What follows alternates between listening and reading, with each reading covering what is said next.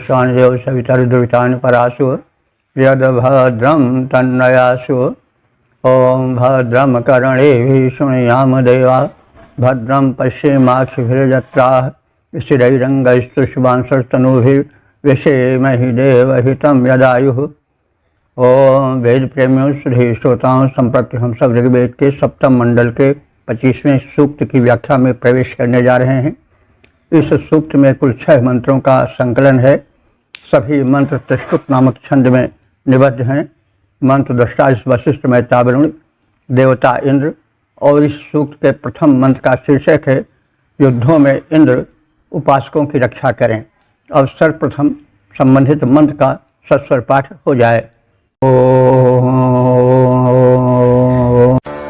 आदेवः इन्द्रोऽत्यग्रसमञ्जभोजत्समरन्तसेनाः पदातिदित्यन्नर्यस्य बाह्वार्माते मनो विश्वद्रिया अग्विचारीत।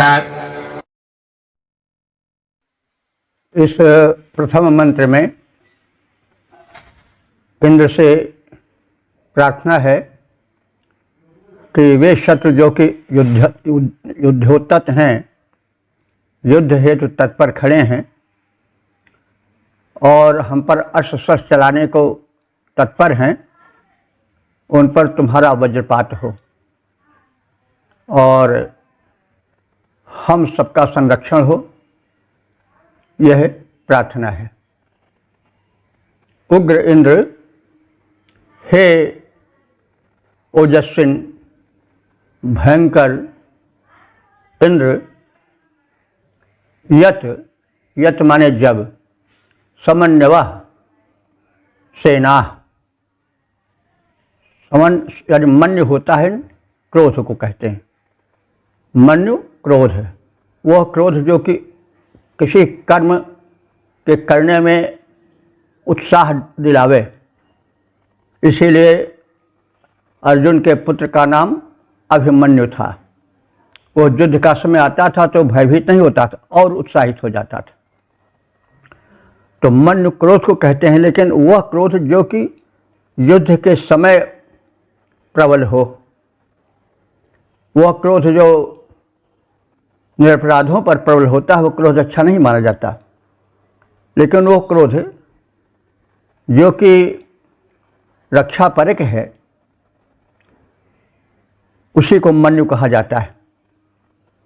तो मन्यु से मन्यवः और समन्वय माने युद्धोत्साह से युक्त क्रोध वाला, उत्साहित करने वाला क्रोध। तो हे ओजस्वी इंद्र, जब युद्धोद्यत शत्रुओं पर, उनकी सेना पर तुम्हारा उत्साहित करने वाला क्रोध सामना करने को उद्यत हो, तो हे इंद्र, महानर्यस्य ते बाहो दिद्दित। नर्यस्य माने मनुष्यों के, हम सब मानवों के रक्षण हेतु बाहो, तुम्हारी भुजाओं में जो चमचमाते हुए वज्र का धारण करना होता है, दिद्दित माने चमकने वाला। जब तुम्हारे बाहुओं में चमकने वाला वज्र धारण किया जाता है, तो वह वज्र ऊती पतति, ऊती माने रक्षार्थ, शत्रुओं पर पतति माने गिरे। विश्वद्वैक मनः, और हे इंद्र, उस समय विश्वद्वैक माने चारों ओर सर्वतोगामी, मनः तुम्हारा मन, माँ विचारित, इधर उधर न जाए, यानी अडिग रहे, इंद्र तो ब्रह्मांड नायक है, उसके अनंत भक्त हैं। तो यहाँ पर प्रार्थना की जा रही है कि तुम सदैव संरक्षण में तत्पर रहते हो, तुम्हारे अनंत भक्त हैं, लेकिन उस समय जबकि शत्रु सेनाएं हमें घेर लें, उस समय तुम हमारी सहायता करना, और सर्वत्र जाने वाला तुम्हारा जो मन है उस समय अडिग रहे हमारे रक्षण में, और तुम्हारी भुजाओं में जो चमचमाता हुआ वज्र है वह उन शत्रुओं पर गिरे जो हमें घेरे हुए हैं। तो हे वीर इंद्र, जब उत्साहित सेनाएं युद्ध के लिए उद्यत रहें उन शत्रु सेनाओं पर, तब हे मानवों के परम हितैषी इंद्र, तुम्हारा वज्र तुम्हारी भुजाओं में चमकने लगे, वज्रपात हेतु उद्यत हो जाए, तुम्हारी भुजाओं का वज्र शत्रुओं पर गिरकर उनका संहार करे और हमारा संरक्षण करे। उस समय तुम्हारा मन जो सर्वतोगामी है, शिष्य में सदैव संरक्षण के लिए तैयार रहता है, वो केवल हमारे संरक्षण में अडिग हो जाए, तत्पर हो जाए और हमारा हित करे, शत्रु सेनाओं का संहार करे। यह आपसे प्रार्थना है। जब सेनाएं आ जाएं उत्साहित करने को संग्राम, जब शत्रु सेनाएं आ जाएं उत्साहित करने को संग्राम, हे जनहित साधक वज्रबाहु, हे परम शक्ति के धाम, उस समय तुम्हारा वज्र शत्रु पर गिरे करे संहार, अडिग रहे मन वहीं करे मत और कहीं संचार। ओम वेद प्रेमियों, सुधीर श्रोताओं, संप्रति हम सब सप्तम मंडल के 25वें सूक्त के दूसरे मंत्र की व्याख्या में प्रवेश करने जा रहे हैं। मंत्र दृष्टा से वशिष्ठ, मैत्रा, वरुण, छंद त्रिष्टुप, देवता इंद्र, और शीर्षक है शत्रु संहार और धन प्राप्ति हेतु कामना। अब संबंधित मंत्र का सर्वप्रथम सस्वर पाठ हो जाए। निदुर्ग इन्द्रश्नझह्यमित्रा नभिजेनो मर्तासो अमन्ते आरेदं शंसं गृणहि निनित्सोरानो भरसंभरणं वसोनाम्। दूसरे मंत्र में इंद्र से यह प्रार्थना है कि वे शत्रुओं का संहार करें और निंदकों से दूर रखें। तो इंद्र, हे सर्वस्वामिन भगवान इंद्र, दुर्गे, दुर्गे कहते हैं युद्ध में। दुर्ग माने ज़्यादातर हम लोग जानते हैं किले को, लेकिन ऋग्वेद की प्रारंभिक भाषा में दुर्गे के लिए है युद्ध में, और भयंकर युद्ध कह सकते हैं। तो जब भयंकर युद्धों में मर्तासह माने शत्रुओं के मरणशील वीर हमारे सम्मुख युद्धार्थ डटे हों, तो मर्तासा का मतलब हुआ जो कि मरने को उद्यत हैं, यानी डटकर युद्ध करने वाले हैं। तो जब ऐसे शत्रुओं के सैनिकों से सामना पड़े, तब हे प्रचंड इंद्र न अवंती, तो आप हमारी रक्षा करें, और जो हमारा पराभव करना चाहते हैं, हमें नीचा दिखाना चाहते हैं, हराना चाहते हैं, उनको नष्ट करो।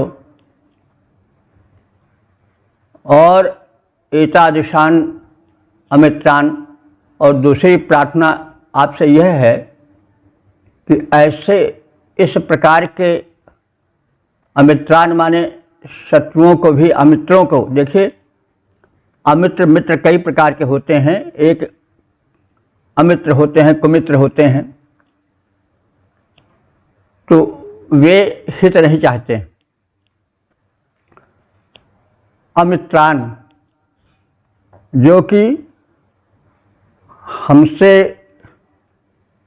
मैत्री नहीं निर्वाह करना चाहते हैं, मन ही मन हमारा जो पराभव चाहते हैं, पराजय चाहते हैं, उन निंदक शत्रुओं से भी हमको दूर रखो और उनका नाश करो।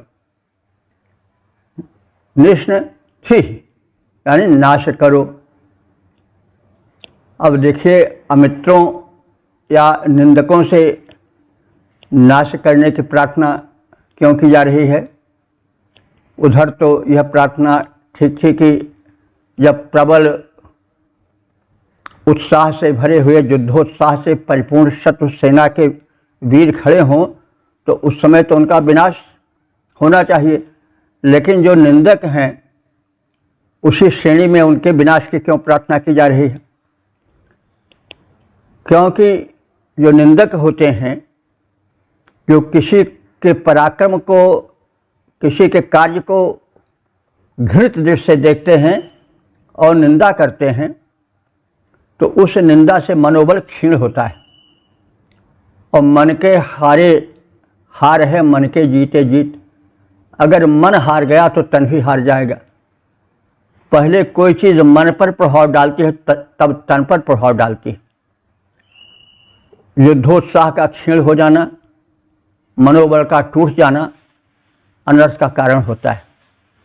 इस प्रसंग में महाभारत के उस प्रसंग को देखना चाहिए कि शल्य जो कि एक अपने युग का परम कुशल सारथी था, वो जब सारथी बन गया कर्ण का, तो वह कर्ण के पराक्रम को भूलकर उसके मनोबल गिराने के लिए कहता रहता था कि हे कर्ण, तुम अर्जुन का सामना नहीं कर सकते हो, तुम व्यर्थ तीर साध रहे हो, अब मारे जाओगे तब मारे जाओगे। तो यह कर्ण के मनोबल को गिराने से कर्ण में एक हीनता उत्पन्न होती थी और उसका मन भटक जाता था। प्रसंग यह है कि शल्य जो था वो पांडवों का मामा था, लेकिन जब वह महाभारत के युद्ध में सम्मिलित होने आ रहा था तो बीच में ही मिल गया दुर्योधन। दुर्योधन की एक बड़ी विशेषता थी कि वह फूट डालने में बड़ा समर्थ था और ऐसा सत्कार करता था कि लोग उसके वश में हो जाते थे। नीतिज्ञ था वो भी, ऐसी बात नहीं है। तो उसने पांडवों के मामा को कह के अरे मामा आओ, और बहुत सत्कार किया। तो प्रभावित होकर वो उनके पक्ष में चला गया शल्य, यद्यपि मामा था सगा वो पांडवों का। तो लेकिन उसने यह कहा कि भाई हम रथ का संचालन करेंगे, सारथी बनेंगे जिसका कहोगे, लेकिन हमारे वाणी पर रोक न कोई लगावे। तो कर्ण चाहता था कि हमें शल्य ऐसा सारथी मिल जाए तो काम बन जाए, क्योंकि पायलट का काम करता था सारथी उस समय, रथ को कहाँ ले जाए, कहाँ घुमाया जाए, कैसे बचाया जाए। तो कर्ण ने चाहा कि हमारे रथ का सारथी बन जाए शल्य। तो शल्य ने स्वीकार कर लिया, लेकिन एक शर्त पेश की। वो शर्त यह थी कि हम जो कहें उस पर कोई प्रतिक्रिया न हो, कोई उसके विपरीत कार्य न हो। तो कर्ण ने दबे मन से कह दिया कोई बात नहीं है, लेकिन उस प्रतिक्रिया का बड़ा कुप्रभाव पड़ा युद्ध में कर्ण पर। जैसे वो तीर साधता था वैसे शल्य कहने लगता था कि अरे क्या तुम कर रहे हो, तुम कुछ नहीं हो अर्जुन के आगे, अरे तुम मारे जाओगे, तुम कुछ नहीं कर पाओगे, यानी उसकी निंदा करता। तो कर्ण उससे जल भून जाता, उसका मनोबल टूट जाता, और लेकिन करे क्या, वचनबद्ध था, लेकिन उसका मन इधर उधर भटक जाता और जो था उसका मनोबल टूट जाता। तो उसका प्रभाव पड़ा कि उसका बल पौरुष उस तत्परता से न लग सका, मनोबल टूट जाने के कारण, छिन्न भिन्न होने के कारण, जिस तत्परता से उसका मनोबल लगता अपने युद्ध कर्म में। तो कहने के मतलब कि निंदक जो है वो किसी के मनोबल को तोड़ करके उसकी कर्मठता पर, उसके कार्य कुशलता पर में मतलब एक संकट बन करके, एक हीनता बन करके, मनोबल को तोड़ने का कारण बन करके अनिष्ट यानी उसकी बल क्षीणता करा सकता है। तो दूरदर्शी ऋषि कह रहा है कि हे भगवान इंद्र, आप हमारे शत्रुओं का विनाश तो करो ही, हम उनको नष्ट कर सकें आपकी कृपा से, लेकिन एक बात और रखो कि जो निंदा करने वाले हमारे शत्रु हैं, मित्र बनकर ये हमारी निंदा करते हैं, अपने बन करके हमारे पौरुष को, पराक्रम को, हमारी क्षमता को मतलब कम करते हैं, एक चैलेंज बन करके खड़े हो जाते हैं, उनसे हमें बचाना, उनसे हमें दूर करो। तो निनित्सो तम संशम आरे कृष, निनित्सो हमारे निंदा करने वाले उन मित्रों या कुमित्रों से हमें दूर रखो। आरे, आरे माने दूर, आरे कृष दूर किए रहो, यानी निंदक जो है हमारे उत्साह, हमारी क्षमता पर प्रश्न चिन्ह बनकर न लगें, हमारी क्षमता को, हमारे पौरुष को, हमारे मनोबल को क्षीण न करें, ऐसी कृपा करो। न वसु नाम संभरणम आभर, और हमें वसु नाम माने धनों की कोटियों को प्रदान करके संभरणम हमारा भरण पोषण करो, और आभर माने भरपूर हमको धन वैभवों का आगार दो, धन वैभवों का भंडार दो। तो हे इंद्र, जो मनुष्य हमें जीतने की इच्छा से युद्ध भूमि में डटे हुए हैं, घेरे हुए हैं, उन शत्रुओं का संहार करो। और आपसे दूसरी प्रार्थना है कि उन निंदक जनों से जो हमारा उत्साह भंग करते हैं, हमारा मनोबल तोड़ते हैं, उनसे हमको दूर रखो। और साथ साथ हमें पर्याप्त धन भी दो, क्योंकि धन ही व्यक्ति को धन्य करता है। धन अगर न रहे तो मनुष्य निर्धन हो करके जीवन बिताता हो, निर्धन का जीवन कोई जीवन नहीं है। अब धन की हमें व्यापक परिभाषा करनी चाहिए, उसका क्षेत्र बड़ा व्यापक है, केवल मुद्रा तक ही धन नहीं है, स्वास्थ्य धन हो, और जो है वो बुद्धि धन हो, विद्या धन हो। तो ये सब जो धन की कोटियां हैं वे हमको प्राप्त हों। तो धन से हमको केवल द्रव्य, केवल मुद्रा वाला धन नहीं समझना चाहिए, वरन जितने धन गिनाए गए हैं जिनसे व्यक्ति धन्य होता है वो धन हमको मिले, ऐसी प्रार्थना ऋषि कर रहा है, और वो समग्र मानव पर लागू होती है। जो हमें जीतने की इच्छा से युद्ध भूमि में छाए हैं, जो शत्रु हमें जीतने की इच्छा से युद्ध भूमि में छाए हैं, उन शत्रुजनों को कर विनष्ट जो हमें मिटाने आए हैं, उन शत्रुजनों को करो नष्ट जो हमें मिटाने आए हैं। जो निंदक हैं, अपकारी हैं, उन सबको दूर भगाओ। इंद्र देवता हमें अतुल धनराशि दान करते जाओ।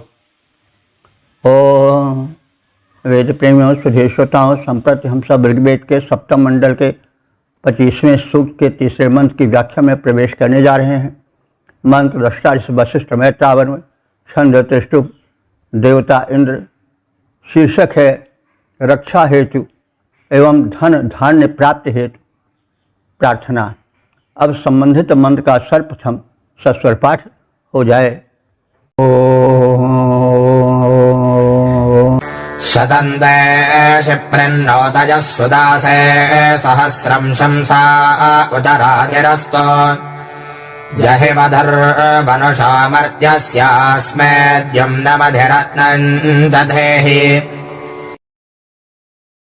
इस तीसरे मंत्र में इंद्र से निवेदन है कि वे हिंसकों को संहारक अस्त्र शस्त्र न दें और हमें समृद्ध करें, हमें संपन्न करें, हमें सब भांति से समर्थ करें।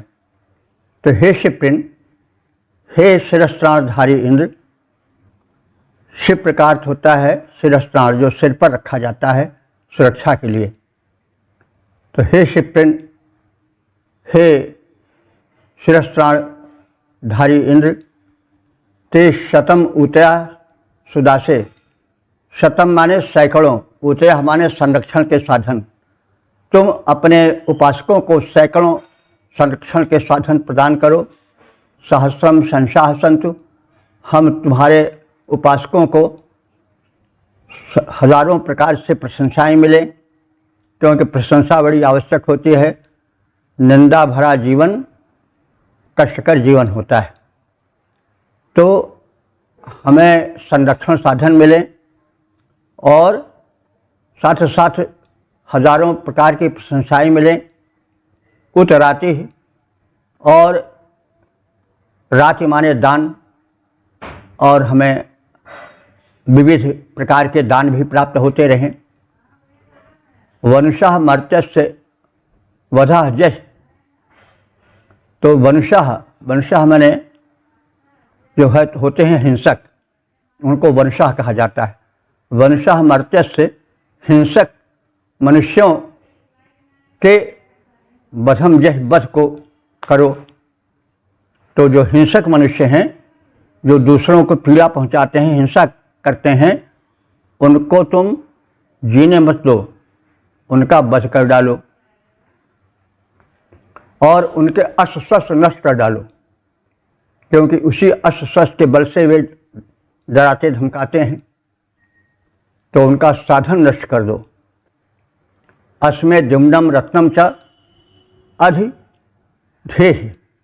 अस्मे माने हम सब आराधकों के, द्युम्नम माने तेजस्वी, रत्नम रत्न को, धन रत्न को, अधिधेहि भली प्रकार से दो। तो हे शिरस्त्राणधारी इंद्र, हम तुम्हारे भक्त हैं, उपासक हैं। अपने सैकड़ों संरक्षण साधनों से हमारी रक्षा करो। हमें हजारों भांति से प्रशंसाएं मिले, हमें दान मिले। हिंसक मनुष्यों के अस्त्र शस्त्र हमें नष्ट न करें। उनके अस्त्र शस्त्र तुम पहले नष्ट कर दो। हमको तेजस्वी उत्तम रत्न धन दो, ताकि हम दयनीय जीवन न बिताएं। हे इंद्र, हम सभी भक्त तुम्हारे, रक्षा करो हमारी। हमें दान में द्रव्य मिलें और मिलें प्रशंसा सारी। हमें दान में द्रव्य मिलें और मिलें प्रशंसा सारी। हिंसक जन के अस्त्र शस्त्र नष्ट करके आतंक मिटाओ।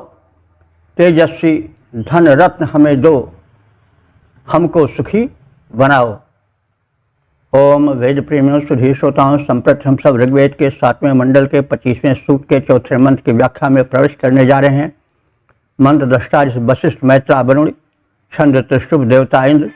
शीर्षक है आश्रय और सुरक्षा हेतु प्रार्थना। और संबंधित मंत्र का सर्वप्रथम सस्वर पाठ हो जाए। त्वावतो हेन्द्रक्रत्वे अस्मित्वावतो विदुषोररातो विश्वेदः आनितविषेम उग्रं ओग्रः कृणुष्व हरिभो नमर्धीः।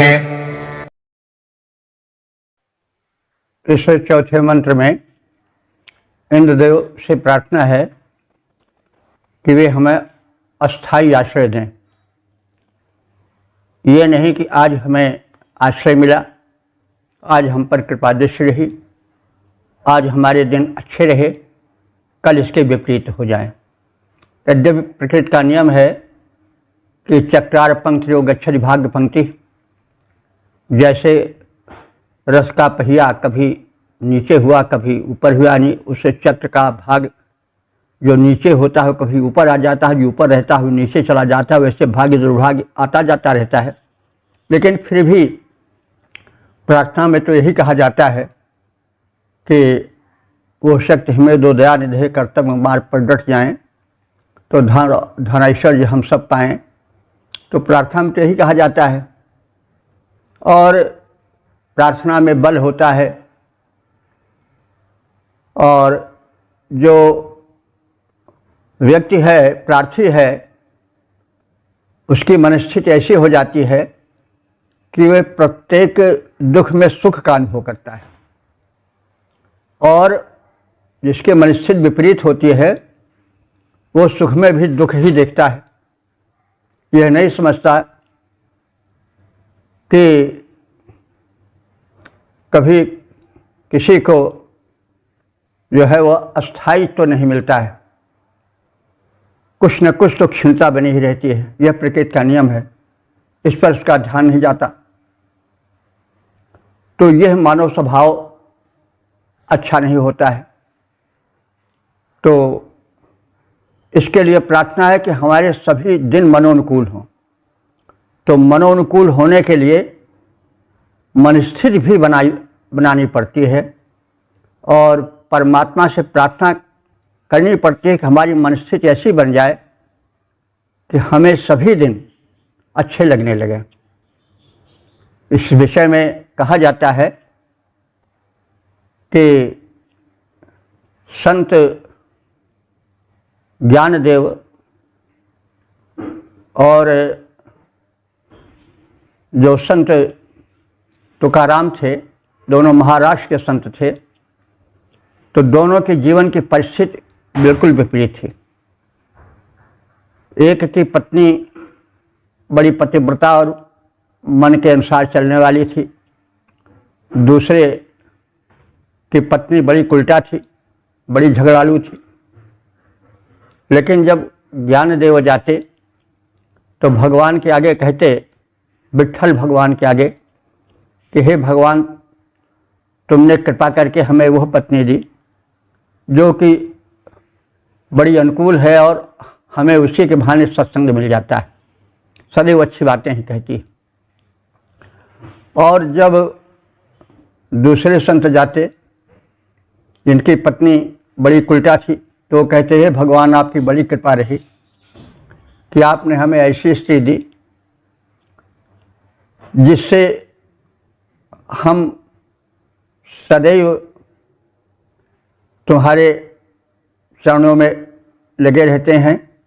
यदि आप यह कृपा न करते तो हम उसी के चक्कर में फंसे रहते, तुम्हारा भजन न कर पाते। तो यह तो दृष्टि है दुख को भी सुख में बदल देने की। और कुछ लोग ऐसे हैं जो सुख में भी दुखी देखते हैं, और दूसरे को देख करके तो बड़ा सुखी है, हम तिलमिला जाते हैं कि भगवान हम पर बड़ी जो है वो कुटिल दृष्टि रखते हैं। सबको यह दिया, सबको हो दिया, हमको तो दिया ही नहीं। जबकि सत्य है कभी किसी को मुकम्मल जहां नहीं मिलता, किसी को ज़मीन तो किसी को आसमान नहीं मिलता, पूरा जीवन सुखमय हो ऐसा कुछ नहीं मिलता। इसके लिए हमें दृष्टिकोण को बदलना होता है। तो जो संत तुकाराम की पत्नी थी वो बड़ी उल्टा थी और सदैव पति को मतलब नीचा दिखाती थी अपने हिसाब किताब से, और ताड़ना भी कभी कभी कर देती थी। घर में दारिद्र्य था। एक बार किसी ने उनको बुलाया कि आइए बाबा गन्ना लेते आइए हमारे यहाँ से। चले गए तो गन्ना किसी उनके भक्त ने दिया, तो रास्ते में लोग कहने लगे कि बाबा हमको भी गन्ना दे, तो वो देते रहे और मांगते रहे लड़के और देते चले गए। अंत में कुछ लोग तो मौज उठाने के लिए भी तत्पर रहते हैं कि अभी देखिए मौज आवेगी। तो एक ने जाकर कहा कि आप कमासुत माने आपके जो बड़े लायक पति हैं वे तो सारे गन्ने लुटा दिए। तो यह सुनकर के वो क्रोध में जल भुन गई और कहने लगी हमें तो बताते हैं उनको। तो जब पहुंचे तो एक ही गन्ना बचा था। उसने वो गन्ना छीन करके और उसी से प्रहार कर दिया संत पर, नामदेव पर। तो उन्होंने कहा तुमने बड़ा अच्छा किया, आखिर हमको गन्ना तोड़ना पड़ता, दो फाड़ करना ही पड़ता, तुमने वो कर दिया, उस श्रम से भी हम बच गए। तो मतलब इसी तरह से तमाम प्रसंग आए और उनमें वो सुखी की अनुभूति करते रहे, भगवान को धन्यवाद ही देते रहे कि अगर आप ऐसा न करते तो हमको आपसे प्रेम हो सकता है ना मिल पाता, हम आपसे इतने न जुड़ पाते, हम उसी के सेवा में लगे रहते, उसी के मन अनुकूल चलने में अपना भला मानते। तो कहने का मतलब यह दृष्टि है,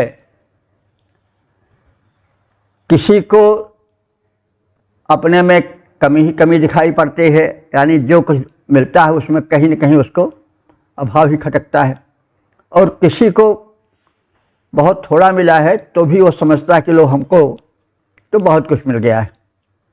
ये लाइन है, देखिए तो अपने आगे भी हजारों आदमी मिलेंगे, अपने पीछे भी हजारों आदमी मिलेंगे। दृष्टि है, पीछे देखोगे तो अपने को आगे पाओगे और आगे देखोगे तो अपने को पीछे पाओगे। तो कहने का तात्पर्य है कि दृष्टिकोण पर भी सुख दुख निर्भर रहता है।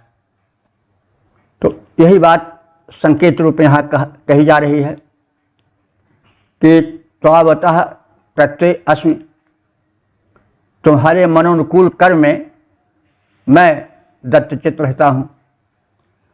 जो तुम करते हो उससे मैं संतुष्ट होकर के मान लेता हूँ और उसे सुख का कारण मान लेता हूँ। अवितु त्वावतः रातौ, और तुम्हारे दिए हुए को, रातौ माने प्रदत्त को, दान को, चाहे सुख का दान हो चाहे दुख का दान हो, अविता, और मैं उससे अपने को रक्षित मानता हूँ। और अवितु त्वा, तो संरक्षक को मैं धन्यवाद देता हूँ। तो हे संरक्षक इंद्र, तुम्हारा वैभव हमें मिले। तो वैभव का मतलब यही नहीं होता है कि केवल मुद्राएं मिल जाएं। मुद्राएं मिल गई लेकिन उसके बाद भी कोई डाका डाल दिया, उसी में जान ले लिया, और उस धन से तमाम शत्रु भी बन जाते हैं। और कभी कभी धन के लोभ में परिवार वाले भी शत्रु बन जाते हैं। शक से देखते हैं कि पिताजी ने उनको ज़्यादा दिया होगा, हमको कम दिया है, तो वे शक की दृष्टि से देखते हैं और फिर कष्ट देते हैं। तो कहने के मतलब कि व्यक्ति को दुख में भी सुख मिल सकता है और सुख में भी दुख मिल सकता है। तो इसलिए ऐसी बुद्धि की प्रार्थना की गई है कि आप हमें ऐसी संरक्षक बुद्धि दो जिससे हम नित्य सुख की ही अनुभूति कर पाएं। तविषी वह उग्र, हे बलवान प्रचंड वीर इंद्र, विश्वहानि ओकः कृष्ण।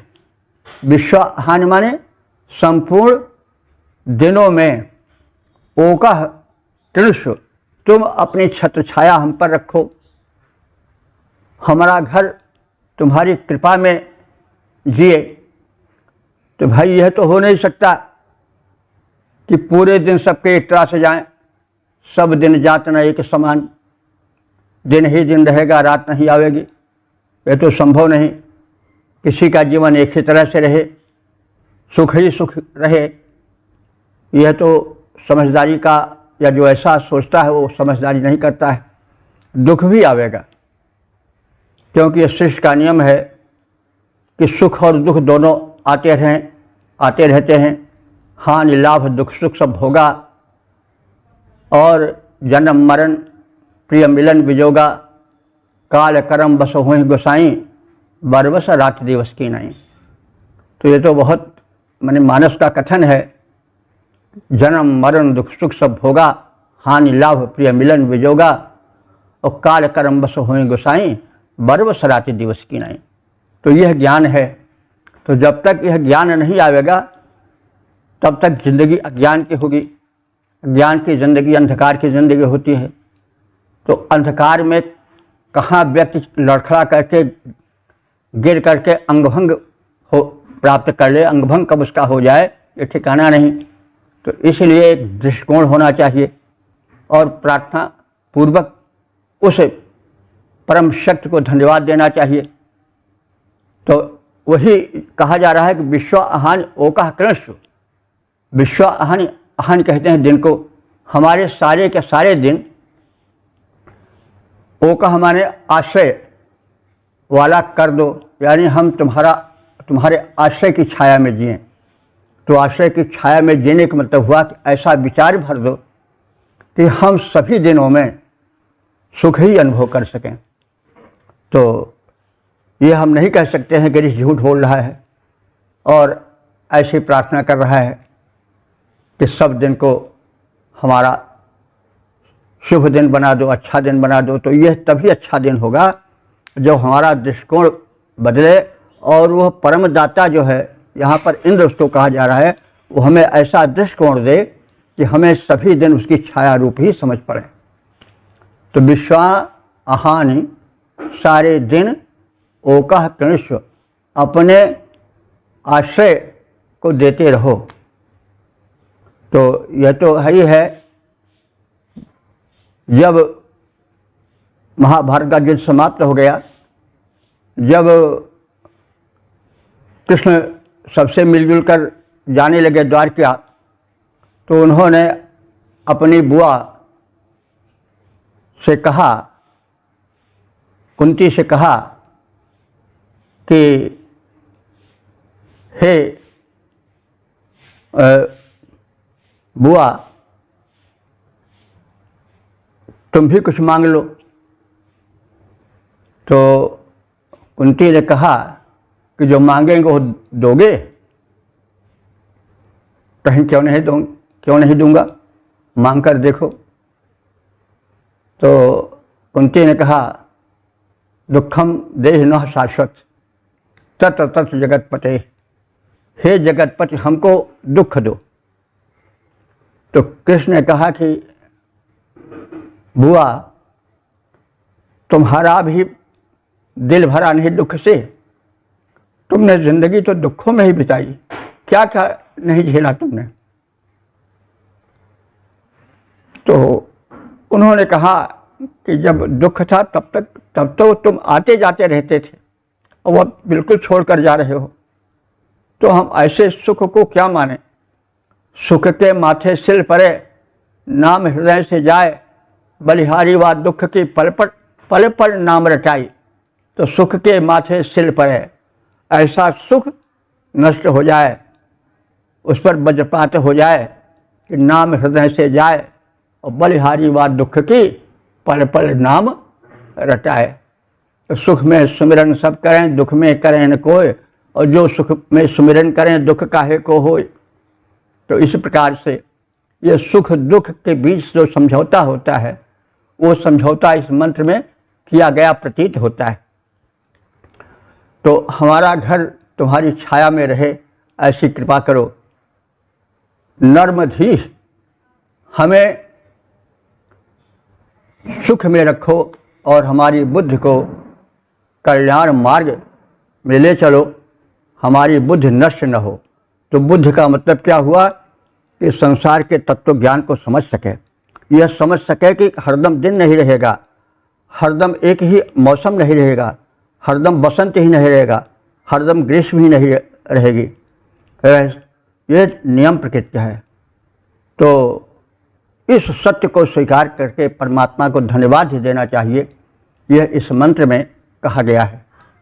हे इंद्रदेव, जो कर्म तुम्हारे हेतु किया जाता है, रहता मैं संलग्न उसी में, उसमें सुख आता है। हे संरक्षक इंद्र, स्ववैभव से भंडार भरो, अस्थाई आश्रय दो हमको, कभी न नष्ट करो। ओम वेद प्रेमियों सुधीर श्रोताओं, संप्रति हम सब ऋग्वेद के सप्तम मंडल के 25वें सूक्त के 5वें मंत्र की व्याख्या में प्रवेश करने जा रहे हैं।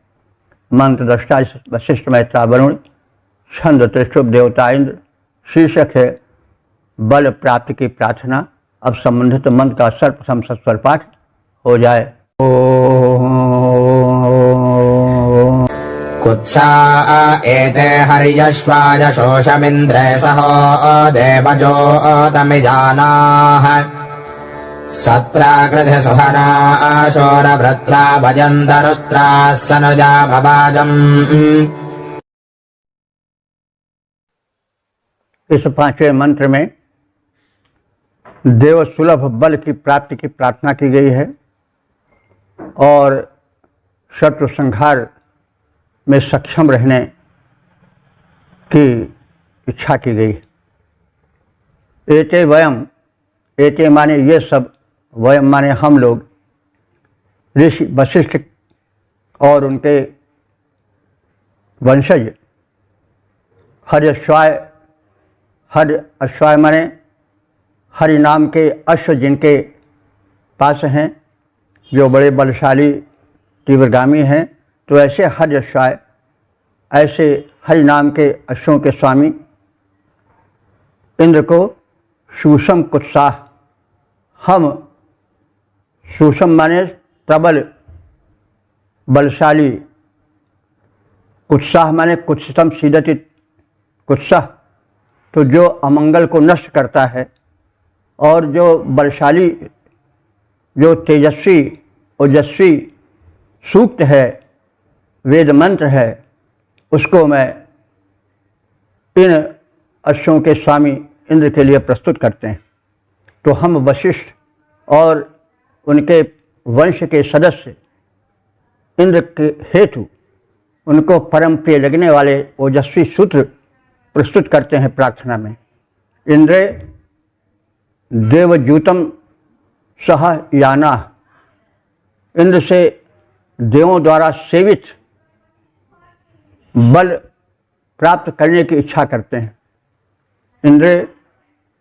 इंद्र से, इंद्र में अब यह है कि वैदिक व्याकरण में कभी कभी विभक्तियां कुछ हैं और उसका अर्थ कुछ निकलता है। हमने निवेदन किया था कि कभी कभी जिसमें पंचमी होनी चाहिए उसमें षष्ठी हो जाती है, सप्तमी हो जाती है, कभी कभी जहाँ तृतीया होनी चाहिए वहाँ द्वितीया उस अर्थ में होती है। तो यह उस समय के व्याकरण, आज का व्याकरण जो पाणिनि द्वारा रचित है, और उस समय के व्याकरण में, वैदिक व्याकरण में तमाम व्याकरण थे। इंद्र के द्वारा रचित व्याकरण, चंद्र के द्वारा रचित व्याकरण माने, तो उनके नियम अपने अपने अलग थे, तो इसलिए विभक्ति का भेद हो जाना स्वाभाविक है।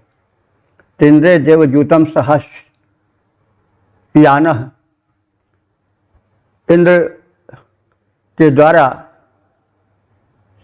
सेवित, उनको प्रसन्न करने वाला और उनको रक्षा के लिए प्रेरित करने वाला जो प्रार्थना है, जो सूक्त हैं, जो मंत्र हैं, वो हम सब उनकी स्तुति में प्रस्तुत करते हैं। वस्त्रा तरुत्रा वाजम सनुयाम तरुत्रा माने पार कराने वाले, अर्थात दुखों से पार कराने वाले। बाजम माने बलशाली। सूक्तों को हम प्रस्तुत कर रहे हैं और यह प्रार्थना कर रहे हैं कि तरुत्रा वाजम संयाम, हम दुख से पार होने वाले बल को प्राप्त करें। तो ऐसा बल हमें मिले जो हमको दुखों से उस पार लगा दे। तो देखिए, अब पिछले मंत्र में यह बात बताई गई थी कि दुखों से पार करने वाला बल चाहिए, आत्मबल भी चाहिए। तो दुखों से पार करने वाले का मतलब नहीं कि हमको ज़्यादा से ज़्यादा धन मिल जाए तभी हम दुख से पार होंगे। नहीं, हमें कुछ ऐसी मानसिकता मिले कि हम प्रत्येक परिस्थिति का सामना करें और उस मनोवृत्ति से, उस एक स्वभाव से हम दुखों से पार हो जाएं। कि अगर वही तो कहा गया है, मतलब इसी बात को लक्ष्य करके तो कहा गया है, करके उपाय लाखों व्यापार धन कमा ले, होगा सुखी न जब तक संतोष धन न होगा। तो भाई सबके बाद संतोष होना चाहिए, नहीं तो फिर आकाश का कोई अंत है। कोई चाहे कि हम आकाश को पार कर लें तो यह उसकी बहुत बड़ी भूल है। आकाश कहाँ से कहाँ तक है कोई जान ही नहीं सका, नहीं जान पावेगा, अनंत है वो। तो वैसे पद धन सुख ये सब अनंत हैं। अगर हम आगे देखेंगे तो अपने को पीछे पाएंगे, पीछे देखेंगे तो अपने को आगे पाएंगे। तो इसलिए एक प्रकार का सुलझा मन सबसे बड़ा धन है। तो हम इस अर्थों में भी उस धन को जो याचित किया जा रहा है ऋषि द्वारा उपास्य देवता इंद्र से, तो उसको इस विस्तृत अर्थ में भी देखें कि तरुत्राम बाजम संयाम, यानी हम उस बल को प्राप्त करें। बाज कहते हैं बल को, शक्ति को। तो हम वो मानसिक शक्ति प्राप्त करें। बाज माने धन, बाज माने बल भी होता है। तो हम ऐसा मनोबल प्राप्त करें, ऐसी शक्तिवती विचारधारा प्राप्त करें जिससे कि हम तरुत्रा संयाम कष्टों से पार हो जाएं। तो कष्टों से पार होने का जैसे हम बताए, उसका सबसे बड़ा साधन अपना मन है। तो उससे हम सब पार हो जाएं। ऐसे हे भगवान, ऐसी मनस्थिति हमको दो। वृत्ता सत्रा सुहनाकृत, हम वृत्ता माने शत्रुओं से घिरे हुए, हम शत्रुओं से घिरे हैं। वृत्त माने घिरा रहना, उसी को वृत्ता कहा जाता है। तो हमारे एक शत्रु नहीं, अनेक शत्रु हैं। रोग शोक कीटाणु जो तैर रहे हैं, जिनकी कोई हस्ती ही नहीं है, जिनको हम देख ही नहीं पा रहे हैं, वो सबसे बड़े शत्रु हो जाते हैं, पैदा कर देते हैं मलेरिया, फाइलेरिया और क्या क्या तमाम रोग। तो वे भी हमारे शत्रु ही हैं, हमको घेरे पड़े हैं। हमारे एक कमरे में उनकी संख्या लाखों करोड़ों क्या बल्कि अरबों तक हो सकती है। तो वो भी हमारे शत्रु ही हैं कि जब वो प्रविष्ट हो जाते हैं शरीर में, कोरोना हो गया तो फिर बड़ा कठिन होता है बचना, और अगर बचा भी तो बिल्कुल चूसा हुआ शरीर हो जाता है। तो इस तरह से हम शत्रुओं से घिरे हुए हैं। वृत्रा सत्रा, हम शत्रुओं से घिरे हुए हैं। तो उन शत्रुओं का सत्र कहते हैं युद्ध को। उन शत्रुओं से जो हमको युद्ध करना पड़े तो सुहनाकृत, हमको जो है विजयी बनाओ और उनका वध करो। उस सहज रीत से उन हमारे शत्रुओं को जो कि घेरा डाले हुए हैं हमारे चारों ओर, कहीं मनुष्य रूप में, कभी पशु रूप में, कभी कृमि रूप में, उनका वध हो, ऐसा करो। क्योंकि हमारे इतने शत्रु हैं कि हम उनको पहचान भी नहीं सकते। तो इस प्रकार से घेरा डाले इन सभी शत्रुओं से, ऐसा करो कि हमारी सुरक्षा होती रहे। हम सब उत्तम अश्वों के स्वामी इंद्र के लिए सुखद स्तोत्रों का गान करते हैं। हम मिलजुल कर ये वशिष्ठ वंशीय ऋषि हे इंद्र तुम्हारा गुणगान करते हैं और इस गुणगान की परंपरा में प्रभावशाली स्तोत्र मंत्र प्रस्तुत कर रहे हैं। इंद्र से हम चाहते हैं कि वे हमें ऐसा बल दें जो देवों को प्राप्त है। दुखों से पार लगाने वाले बल की हम उनसे कामना करते हैं, जिससे हम शत्रुओं का संपूर्ण संहार सहज से कर सकें। और यह बिना उन इंद्रदेव की कृपा के संभव नहीं, क्योंकि इतने शत्रु हमें घेरे रहते हैं कि हम उनकी पहचान तक या उनकी गणना तक नहीं कर सकते। इसलिए उस परम ब्रह्म परमात्मा से प्रार्थना है कि वे हमें हमारे शत्रुओं से बचावें, रक्षा करें, शत्रुओं का संहार करें। इंद्र हेतु करते हम सब हैं सुखकर स्तुतियों का गान। हे देवों को प्राप्त, जो देवों को प्राप्त सहज बल, हमको वह बल करो प्रदान। वह बल चाहें जिसके द्वारा दुखों से हो जाएं पार, जिसको पाकर सहज रूप से हरियों का कर दें संहार। ओम वेद प्रेमियों सुधीश्वताओं, संप्रति हम सब ऋग्वेद के सप्तम मंडल के 25वें सूक्त के 6ठे मंत्र की व्याख्या में प्रवेश करने जा रहे हैं। मंत्र दृष्टा ऋषि वशिष्ठ मैत्रावरुण, छंद त्रिष्टुप, देवता इंद्र। शीर्षक है आराधन और संरक्षण हेतु प्रार्थना। अब संबंधित मंत्र का सर्वप्रथम सस्वर पाठ हो जाए। एवान इन्द्रवार्यस्य बोर्ध्यप्रदे महीं सुमतिं वे विदाम इषं बिन्वमघवद्भ्यः सुवीराय योऽयं वादस्वस्तिभिः सदा नः। छठे मंत्र में जो इस सूक्त के समापन का मंत्र है, इसमें परम दानी, परम महान, परम सक्षम इंद्र से प्रार्थना की गई है कि वे अपना सबल संरक्षण हमें प्रदान करें और पर्याप्त रूप से उत्तम धन, उत्तम विचार और उत्तम पुत्र प्रदान करें। तो हे इंद्र, हे सर्व शक्ति संपन्न महान इंद्र, न एवं वार्यस्य पूर्ति, न माने हमको यानी वशिष्ठ गोत्रीय ऋषियों को और वशिष्ठ को, वार्यस्य माने वर्णीय, जो स्वीकरणीय हो, स्वीकार करने योग्य हो, श्रेष्ठ हो। तो स्वीकार करने योग्य कौन सा धन होगा? जो प्रकृति में उत्तम होगा, सर्वोत्तम होगा। तो ऐसे वर्णीय स्वीकरणीय धनों से हमें पूर्ण करो। तो धनों द्वारा हमें पूर्ण करो, लेकिन यहाँ वार्जस्य किया गया षष्ठी है, तो वर्णीय धने न होना चाहिए। हमको वर्णीय धन, स्वीकरणीय धन, उत्तम धन दो, लेकिन यहाँ वार्जस्य कर दिया गया है, तृतीयार्थ षष्ठी कर दिया गया है। तो यह व्याकरण उस युग का है, वहाँ ऐसी ही रही होगी व्याकरण की स्थिति। तो यहाँ पर जो है वो तृतीयार्थ षष्ठी का प्रयोग है। वार्जस्य पूर्ति, हमको वर्णीय धन से परिपूर्ण करो। ते महीम सुमतिम वे विदाम, तुम्हारी महती सुमति को, महनीय सुबुद्धि को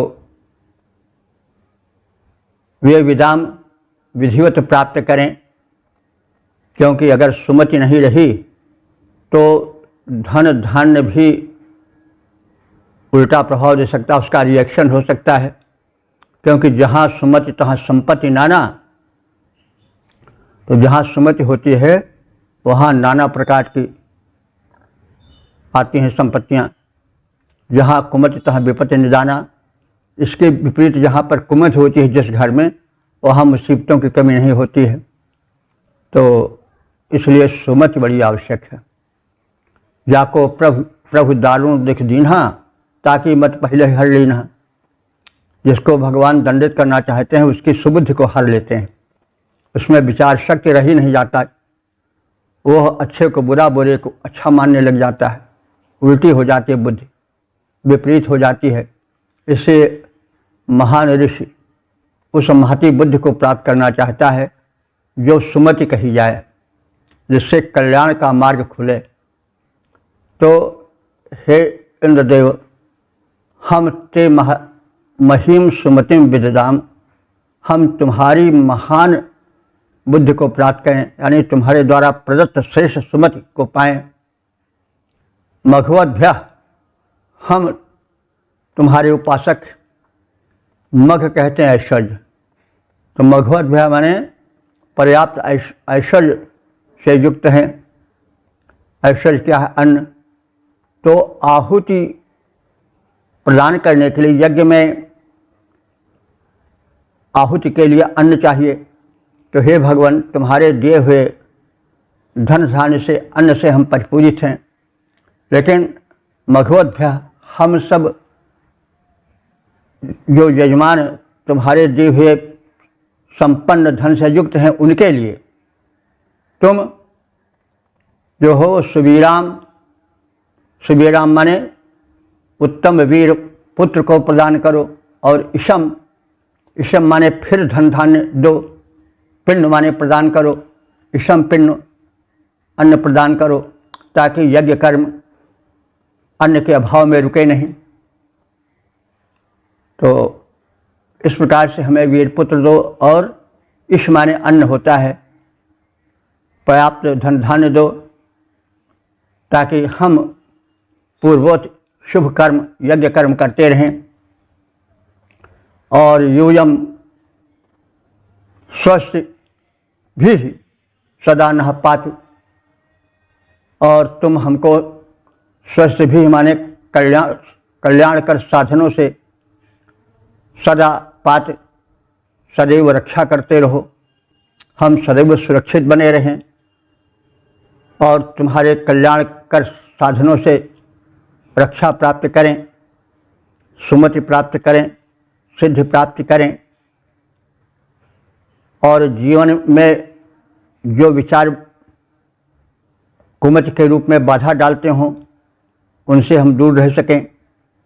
तो हे इंद्र, हमें संरक्षण युक्त श्रेष्ठ धन पर्याप्त मात्रा में प्रदान करो, और तुम्हारी जैसी सुमति महती बुद्धि हमें मिले, हम वीर पुत्रों से और धन धान्य से संपन्न रहें, तुम्हारी कल्याण योजना में हम सुरक्षित रह सकें, ऐसी आपसे प्रार्थना है। आप उदारदानी हो भगवान, हमें यह सब प्रदान करो जो हम प्रार्थना कर रहे हैं। संरक्षण से युक्त विपुल वैभव दो, हमको प्रचुर उदार हमें प्राप्त हो। इंद्र देवता, तुम जैसे ही उच्च विचार हमें वीर पुत्रों समेत वैभव अपार मिलते जाएं, हम तेरी कल्याण योजना में प्रभुवर रक्षण पाते जाएं। तो इस प्रकार से हमने इस ऋग्वेद के सप्तम मंडल के 25वें सूक्त के 6 मंत्रों के संक्षिप्त व्याख्या से परिचय प्राप्त किया। अब तक ले जो मंत्र व्याख्यायित हो चुके हैं उनकी संख्या हो चुकी है 5361। अब इस सूक्त में वही सब बताया गया है। हम तुम्हारे भक्त बने रहें, हमें आप संरक्षण दो, वीर पुत्र दो, सुमति दो, सुबुद्धि दो, हमारे शत्रु नष्ट हों, हमें उत्साह पूर्ण जीवन बिताना पड़े, हम प्रत्येक स्थिति में सुख का ही अनुभव कर सकें, हमें एक नियमित कर्तव्यनिष्ठ जीवन प्रदान करो।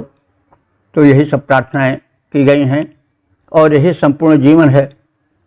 जीवन संपूर्ण तब बनेगा जब हम धन धान्य के साथ ही साथ उत्तम बुद्धि से युक्त रहें। यदि हमें कुबुद्धि मिली हमारी बुद्धि बिगड़ गई तो हमारा पूरा जीवन बिगड़ जाएगा। बुद्धि ही तो वह हैंडल है जो कि हमें सीधी या बुरी राह पर ले जाएगा, और वही अगर हैंडल बिगड़ गया, हैंडल विपरीत घूम गया तो हम खड्ड खाई में पड़ सकते हैं। तो इसलिए हमें सुमति मिलनी चाहिए। सब कुछ मिल गया लेकिन अगर सन्मति नहीं रही तो धन धान्य मिला विपरीत लाभ भी दे सकता है, उसकी प्रतिक्रिया विपरीत हो सकती है। इसलिए बुद्धि के साथ साथ सुबुद्धि हो और जो कि हमें कवचवत सदैव रक्षा देती रहे। इसके साथ साथ वीर पुत्र हों ताकि इस सांसारिक युद्धों में हम जीत सकें। यह उस समय की बात है जब युद्धपूर्ण वातावरण था, तो उस समय पुत्रों की मांग होती थी। तो इसका अर्थ नहीं समझना चाहिए कि केवल पुत्र को मांगा जाता था और पुत्री की अवमानना होती थी। बात यह है कि तत्काल युद्ध करने के लिए अनेक कारणों से जितना पुत्र सक्षम हो सकता है उतनी पुत्री नहीं हो सकती। अब कहीं पर अपवाद हो बात अलग है, लेकिन रणभूमि में पुत्र ही ज़्यादा सक्षम हो पाता है। तो इसलिए उस युद्ध के समय पुत्रों की ही आवश्यकता थी। तो युद्ध के लिए पुत्रों की आवश्यकता मांगी जाती थी। इसके लिए केवल युद्ध ही थोड़े है और अनेक क्षेत्र हैं, क्योंकि वीर पुत्री ही वीर माता बन पाती है और वीर माता से ही वीर पुत्र बनते हैं। तो यह तो एक दूसरे से लगा हुआ है। तो ऋषि जो दूरदर्शी है वो ऐसे थोड़े कह सकता है कि पुत्री न मिले, लेकिन युद्ध के लिए वो वीर पुत्र चाहता है।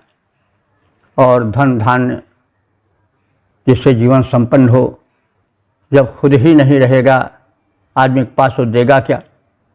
तो इसलिए ऋषि बार बार प्रार्थना करता है कि हमको धन दो, उत्तम धन दो, उत्तम बुद्धि दो, ताकि हम उसके द्वारा सन्मार्ग पर चलें और अभावग्रस्त लोगों को धन दे करके उनके संकट को हर सकें।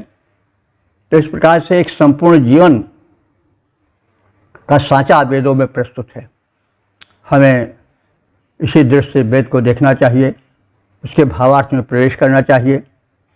और हम एक छोटा सा कार्य इस क्षेत्र में कर रहे हैं, आप उसको और बढ़ावें, हमारे छोटे को बड़ा बनावें और वेद मंत्र के प्रचार प्रसार में दत्तचित्त रहें। यह आप सबसे प्रार्थना है। ओम सर्वे भवन्तु सुखिनः, सर्वे सन्तु निरामयाः, सर्वे भद्राणि पश्यन्तु, मा कश्चित् दुःखभाग् भवेत्।